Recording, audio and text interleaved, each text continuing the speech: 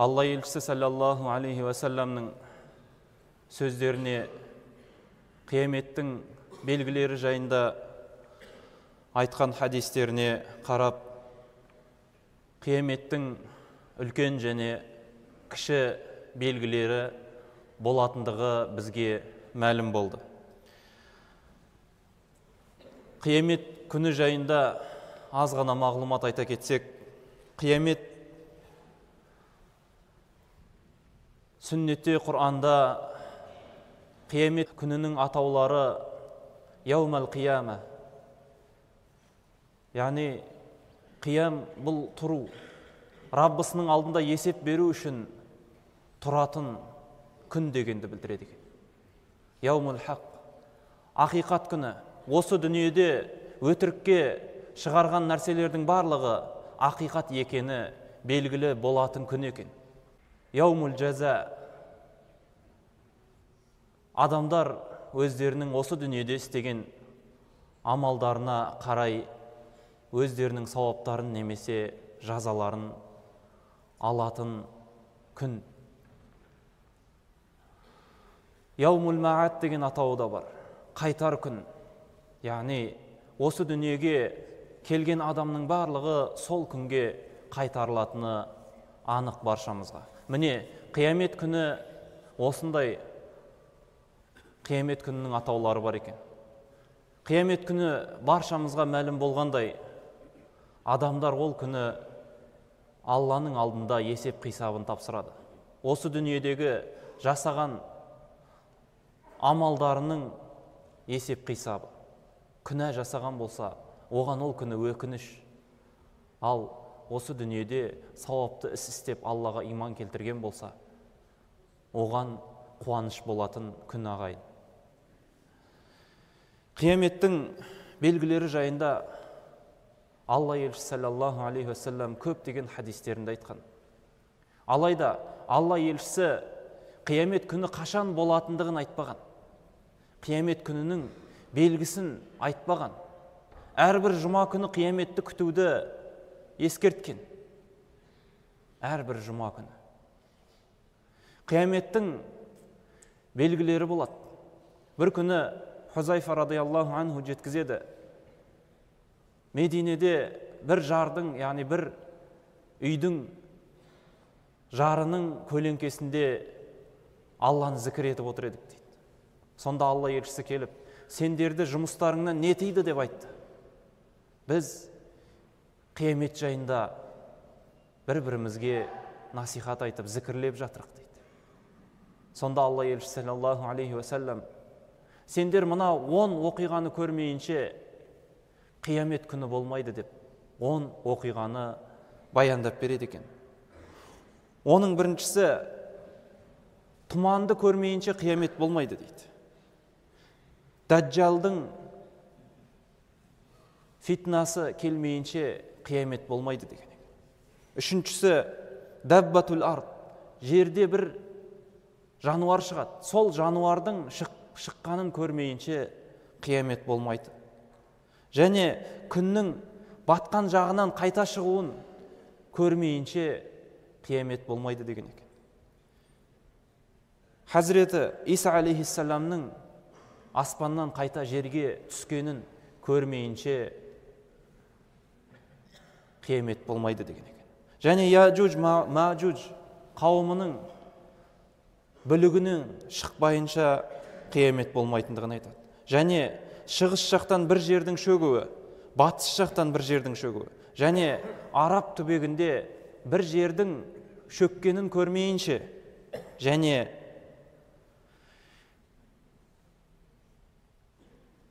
Йемен жерінен бір от шығып, ол оттан түйенің мойнынан жарық шыққандай, сол түйенің жарығы көздің жанары жеткен жерге дейін бармайынша, осындай оқиғаны көрмейінше қияметтің болмайтындығын айтқан екен. Хадис имам Муслимнің фитан бабында келеді екен. Мінеки, қияметтің белгілерін Алла елшісі саллаллаху алейхи уассалам осындай 10 түрін санап береді. Алла елшісінің басқа да хадистерінде осы 10 түрлі оқиғаны, одан да бөлек оқиғаларды суреттеп беруін тыңдайық. Алла елшісі саллаллаху алейхи вассалам өзінің пайғамбарлығы жайында былай айтады: мен қияметпен бірге жіберілдім дейді. Бұл хадис бізге қияметтің ең үлкен белгілерінің бірі Мұхаммед саллаллаху алейхи вассаламның пайғамбар болып жіберілуі. Себебі одан бұрынғы пайғамбарлар қауымды ағзаман пайғамбары келеді деп сүйіншілеп кеткен, соның ізінен еріңдер деп сүйіншілеп кеткен. Міне сол үлкен қияметтің бірінші белгісі бұл Алла елшісі Мұхаммед саллаллаху алейхи вассаламның пайғамбар болып жіберілуі екен. Расында пайғамбардың жіберілуі де бізге үлкен сынақ болып есептеледі. Біз иман келтіреміз бе, әлде оны өтірікке шығарамыз ба? Бұның өзі үлкен бүлік. Қияметтің белгілерінің барлығы адам баласы үшін сынақ болып келеді. Сол бүлікке еріп, сол бүліктің дамуына атсалысады ма, әлде сол бүлікті жойып, тыюға атсалысамыз ба? Осындай мақсатпен бізге сынақ ретінде жіберіледі екен. Екінші, дәджалдың келуі. Дәджал сөзі араб тілінде өтірікші деген мағынаны білдіреді. Өтірікші деген. Дәджал жер бетіне келген кезде адамдарға өз бүлігін жайған кезде адамдарды өтірік уәделермен алдап арбайды екен. Алла елшісінің хадистерінде Дәджал келген кезде бала емізіп отырған ана және қой бағып жүрген шопан және жамағатқа имамдық етіп тұрған имам ермейді, одан басқаның барлығы еріп кетеді екен. Себебі әлгі үшеудің жауапкершіліктері өте үлкен болғандықтан әлгінің фитнасына ермейді, ал қалғандардың көпшілігі еріп кетеді екен. Дәджалдың адамдарды азғыруы былай болады екен. Алла елшісі саллаллаху алейхи вассалам айтады: Дәджал шығып өзінің тәңір екендігін айтады дейді. Оның тәңірлігіне сенген адам кәпір болады дейді. Ғұламаларымыздың және кейбір хадистерде суреттегені бойынша ол жәннатты тозақ етіп көрсетеді, тозақты адамдарға жәннет етіп көрсетеді екен.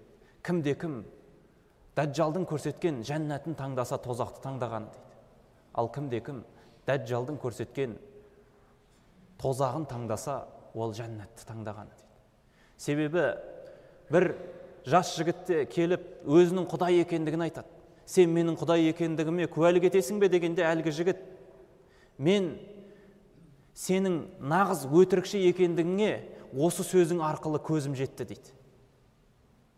Қараңызшы, расында Алла тағала хайуан күйінде, адам күйінде бізге келуші ме еді? Жоқ. Нағыз иман келтірген адам Алланы белгілі бір денеге теңемейді. Белгілі бір денеге теңемейді. Қазір жамағатымыздың арасында Алланы белгілі бір денеге теңейтіндер, оның қолы бар, аяғы бар дейтіндер шықты. Бәлкім сол күні Дәджалды Құдай деп ойлап қалуы сондай қауіп бар. Сол себепті Дәджал ол дене, Алла тағала дене болуы мүмкін емес. Әлгі жас жігіт: сенің нағыз өтірікші екендігіңе мен Құдаймын деген сөзің арқылы көзім жетті дейді екен. Сонда әлгі жігітті қылышымен екіге бөліп тастайды екен адамдардың алдында. Сөйтіп қайтадан екі денені бір-біріне қосып қайтадан тірілтіп жібереді екен. Енді сенесің бе мен Құдай екендігіме дегенде, мен сенің нағыз өтірікші екеніңе одан да бетер иманым артты дейді екен сол кезде. Одан да бетер иманым артты. Сонда әлгі жас жігітті өлтіріп тастайды екен.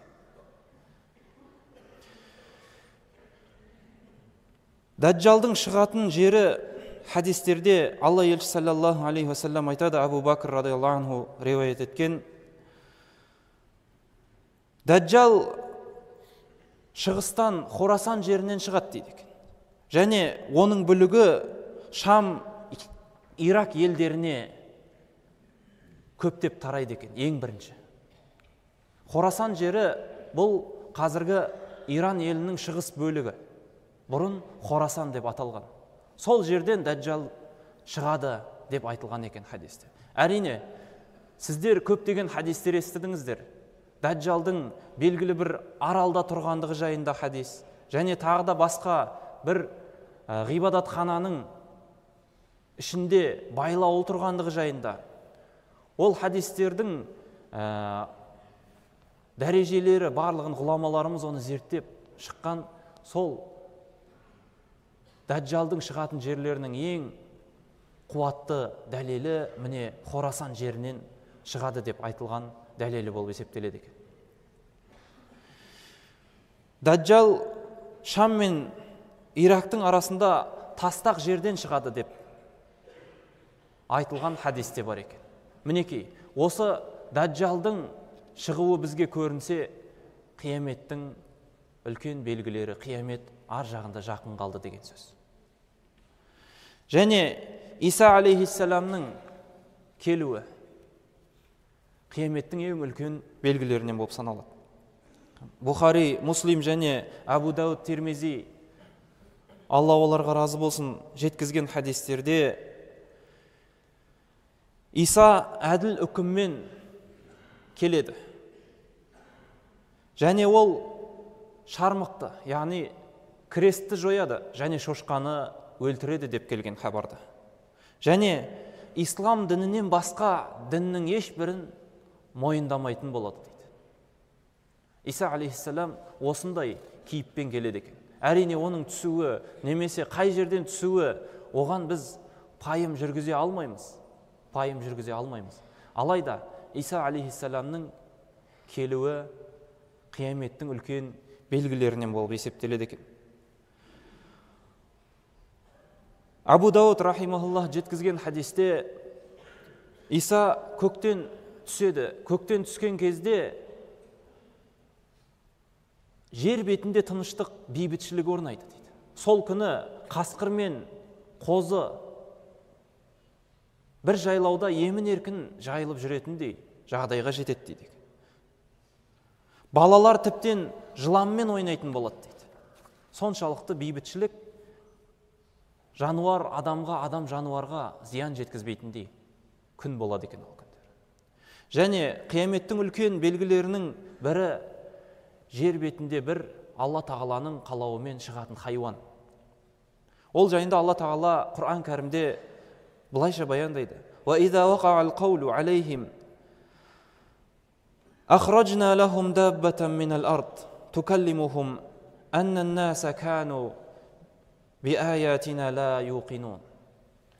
Біз оларға айтылған күн келген кезде, яғни қиямет күні келген кезде жерден бір жануар шығарамыз. Ол оларға былай деп айтады дейді. Әлгі жануар адамдарға былай дейді: Алланың аяттарын сендер сенбей жоққа шығардыңдар деп насихат айтып, адамдардың ішінде сондай сөздерді айтатын болады.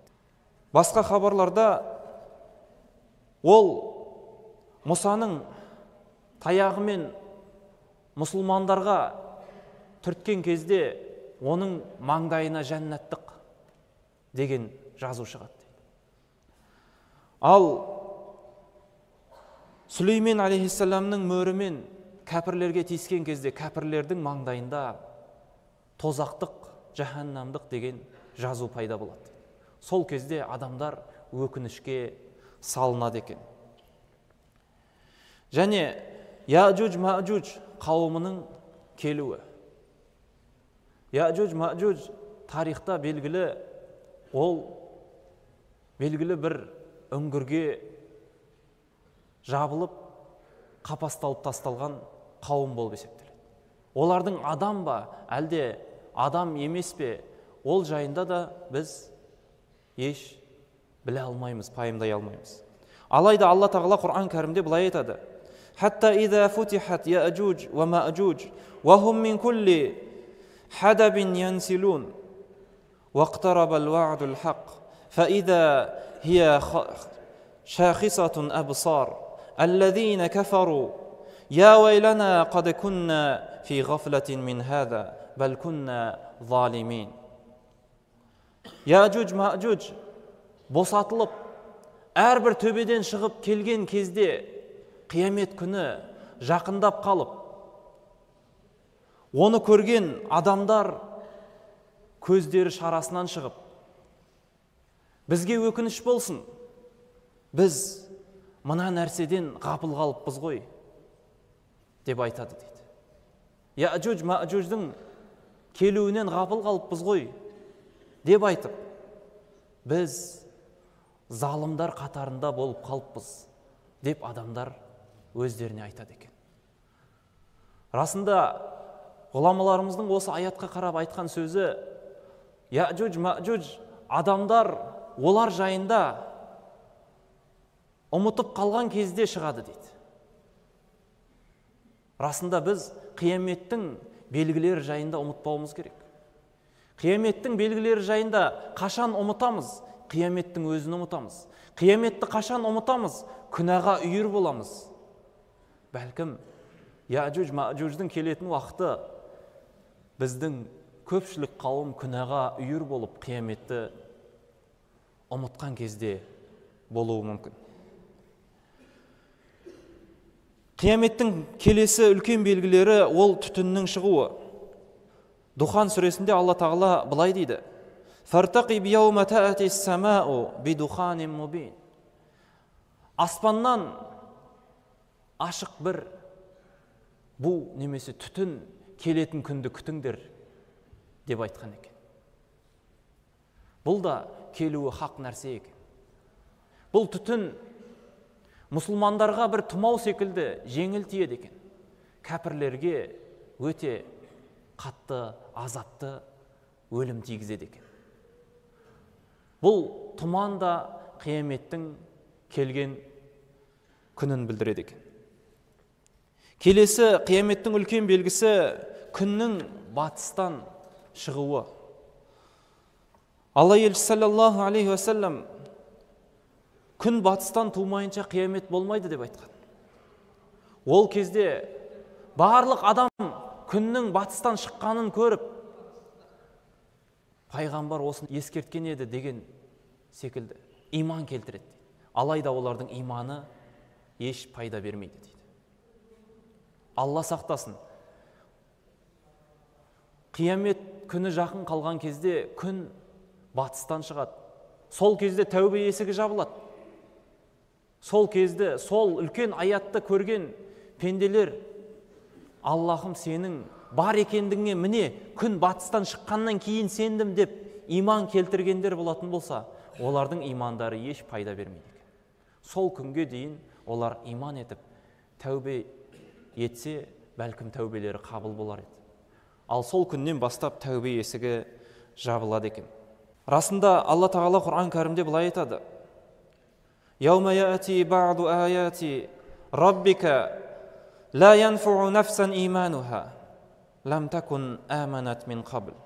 Алланың кейбір аяттары келген кезде, Алланың кейбір белгілері бар екендігін нақты дәлелдейтін белгілер келген кезде, міне сол күні адам иман етсе, оның иманы еш пайда келтірмейді дейді.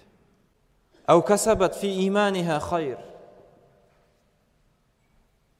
Бәлкім пайда тигізер еді.